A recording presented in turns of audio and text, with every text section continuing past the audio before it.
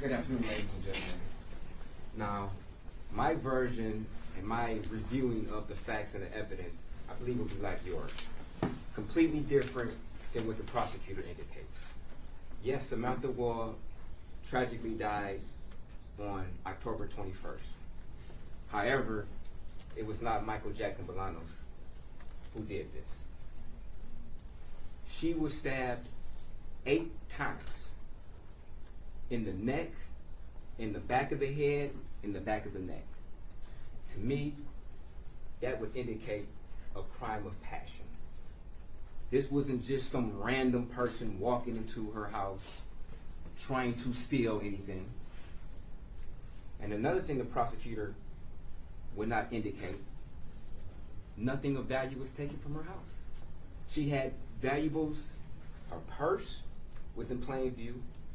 Credit cards, cell phones, laptops, plain view.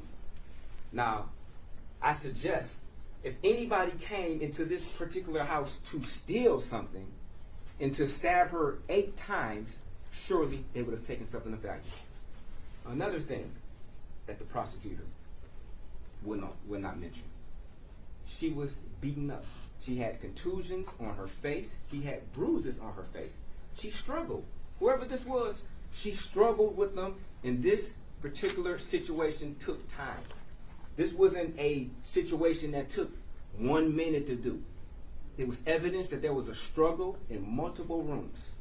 There was fruit from the kitchen, a basket that was knocked over. There was indication that the pillows were moved on top of the blood per their own blood splatter analysis expert, who would testify that it would indicate that the pillows fell on the blood afterwards, which would indicate that there was a struggle, in my opinion. Also, there was a high concentration of blood in the hallway leading out to the front door, which, in their own expert's opinion, would indicate that the body was there for a time. This wasn't a 1 minute, 2 minute thing. Her body dropped after being stabbed repeatedly, and she was laying in the hallway for a period of time. You're also going to hear testimony from their detective, who would indicate from the pictures that there was a footprint that's leading to the back of the apartment.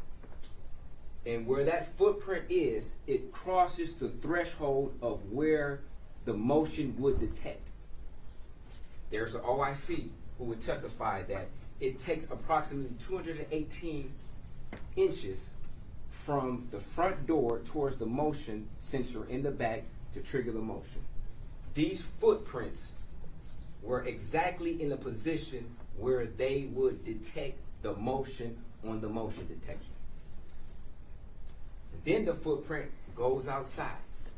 Now the prosecutor wants you to believe that allegedly my client went in there at 4:20, stabbed her 8 times, tussled with her from room to room, and then there's no more the system went into idle mode at 4:22. We would have to agree and assume that it takes a period of time in order for the system to go into idle mode. Idle mode is where it's a lack of motion inside of the apartment for a predetermined amount of time, and once that amount of time happens with no motion, the system goes into idle mode. Now, there was tests that were done on November the 9th by the OIC Stockmeyer along with other law enforcement, and she indicated she found out how far it would have to be for the motion to detect. Now, there was a preliminary examination, and a question was posed to her. Exactly or approximately how long does it take in order for the system to go into idle? She didn't have an answer for that. The question was asked, were you curious of that? Why didn't you determine how long? Because that could narrow down the window of how long somebody was possibly in the house. This test or question wasn't examined or asked for months after that preliminary examination, to the end of April, is when they finally determined that they wanted to know when or how long it would take for the system to go into idle mode. Now, Samantha Woll was found outside, and you would hear testimony from an individual, Kevin Moore, who indicated he touched the body to see if she was alive. Now, a question was asked of him if he wouldn't know, of whether or not when he touched that body, did he get blood on his sleeve. Now, of course, the OIC or law enforcement never did any analysis of his clothing. But I just want you to think, if they had, I'm sure they would have found trace amounts of blood on his sleeve or his clothing from just touching the body to see if she was alive or not. She had an ex-boyfriend. And you will hear testimony from him, as indicated by the prosecutor, a Jeff Herbstman, who called the police in a guilt-stricken situation where he indicated that he thought he had killed her. And not only that, that he felt that he was trying to outsmart people. Now, one of the evidences that they say that they used to clear Mr. Herbstman is the lack of his phone being in the location of Samantha Woll's apartment. I just think, if you're trying to outsmart somebody, would you bring a phone? And you also hear testimony from officers who indicated when they got a search warrant, they felt that that is a tactic that is used by certain individuals to leave their phone before going to the scene of the crime. You will also hear evidence that Jeff Herbstman's location cannot be accounted for from October the 20th at 8 o'clock until the next day. They can't even account for where his phone was at. You will also hear testimony and evidence that he had a camera system in his house, that none of the pictures or footage from this camera could be obtained because they were all either deleted or the memory card was taken from there, but there was an inability to extract footage from Mr. Herbstman's camera that could suggest him leaving the location that particular night. He was arrested by Kalamazoo police. He then got on the phone with his psychiatrist, and then his story changes of what he originally said. After taking into custody, stating that he had a lawyer who he couldn't remember her name, got a call from his parents that he was in the police station. They didn't ask why he was there. And the reason why they didn't ask why he was there, because he already had told them. They secured a lawyer from him after him telling them what he had did, just like he told the police. Now, you will hear evidence or see evidence that my client was walking around the city. He was. You will hear evidence that he took a bag out from a car. You will hear evidence that there was some rubber gloves in there that he just happened to put on. You will hear evidence that there was some candy inside the bag that he was snacking on as he walked around. You will also hear evidence from a Detroit police officer, Chad Osmond, who indicated that when Mr. Jackson Bolanos was arrested, that he in fact told Officer Osmond that, yes, I was in the area. I seen somebody laying on the ground. I walked over to the body to see if they were alive, and I touched her. And I realized she was dead and ran off. Judge, objection could be approached.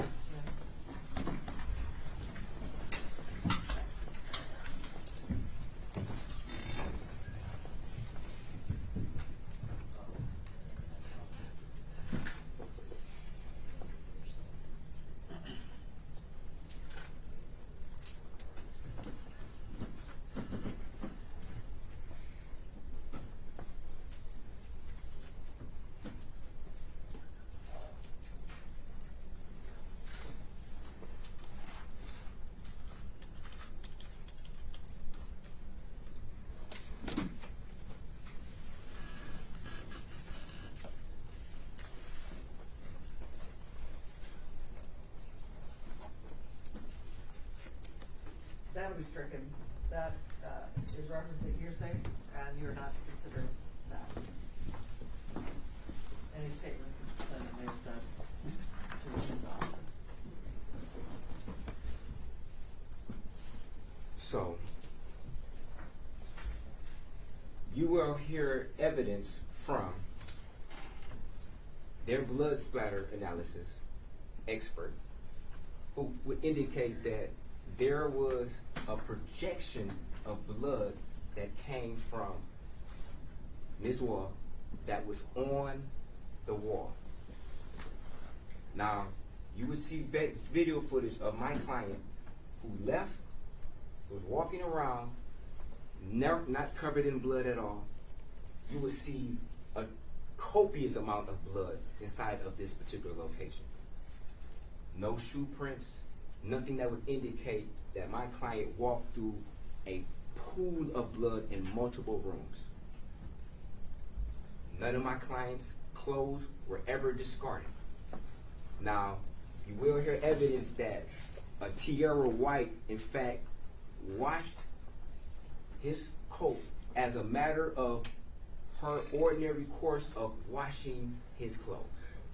She would state that he would wear this jacket, which is more akin to a hoodie, that he would wear, she would wear it, and when he comes home from wearing it, or when she comes home from wearing it, it's thrown into the dirty clothes hamper and then subsequently washed as a matter of course. Now, the telephone call that was referenced by the prosecutor is my client at that point in time had no idea she washed it. He's indicating like, hey, if I did what they said I did with all this blood, I'd have been covered in blood. It would have been covered in blood. And then she makes a statement like, oh, I washed it. Unbeknownst to him. This was news to him. Unbeknownst to him that she washed this particular jacket. He never instructed her to wash the jacket. He never tried to discard the jacket, throw the jacket away, the pants he was wearing, the shoes he was wearing. None of these items were ever discarded. Now, the prosecutor is going to try to submit multiple knives that my client just happened to have. One of them in an old jacket that he didn't wear for months that they found in the pocket. One of them was in another pouch, and one was on him when he was subsequently arrested the second time. These knives were sent off to be analyzed, and of course, none of the knives came back with any evidence whatsoever that would associate my client with Ms. Woll or being at this particular scene. The only evidence that they have is a trace spot on the back of a sleeve. The back of the sleeve, not the front. There's no blood anywhere on the front of his jacket. There's no blood on the front of pants.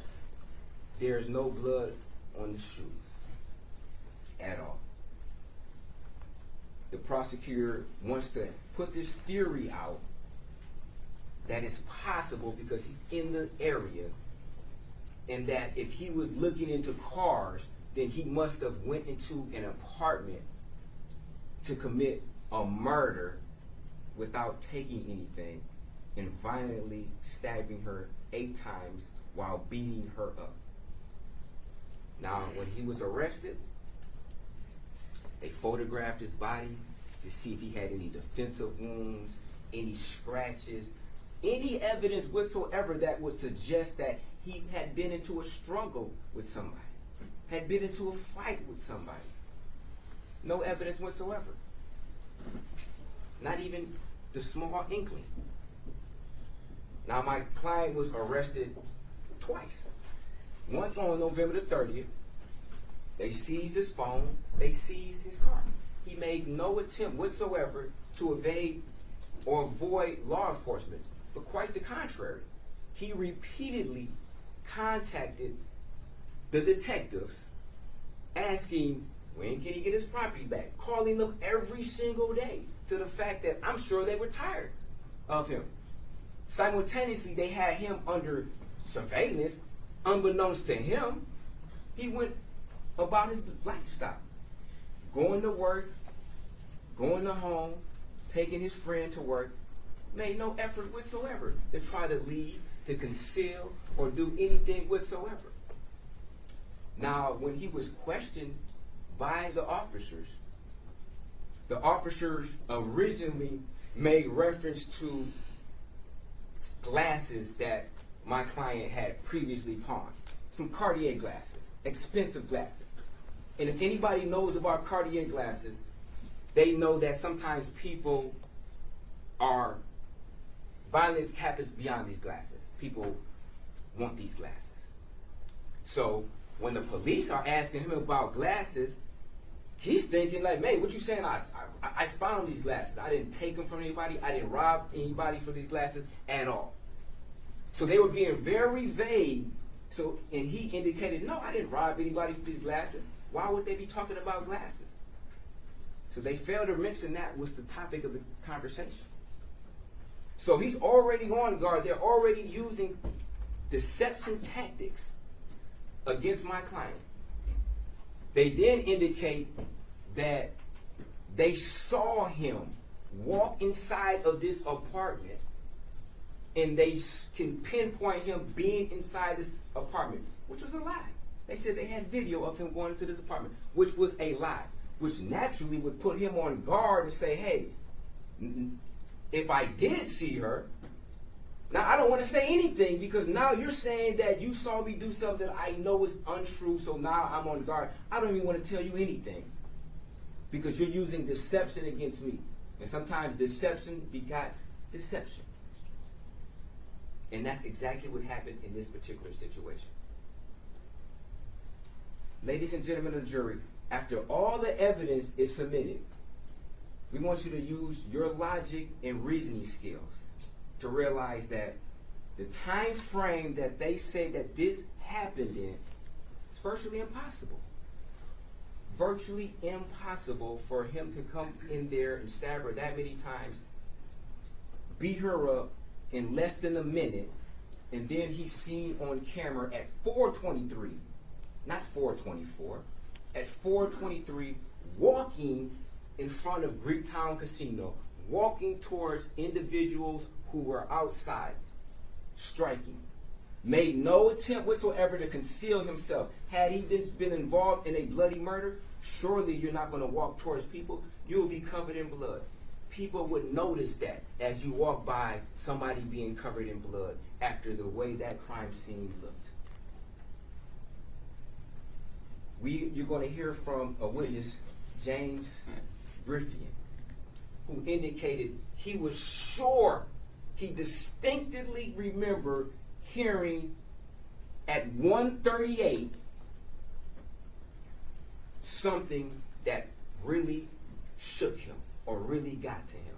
And he felt guilty about it. He tried to convince himself that he did not hear Samantha Woll scream or make a statement, "Don't do something. Maybe don't stab me, don't hurt me."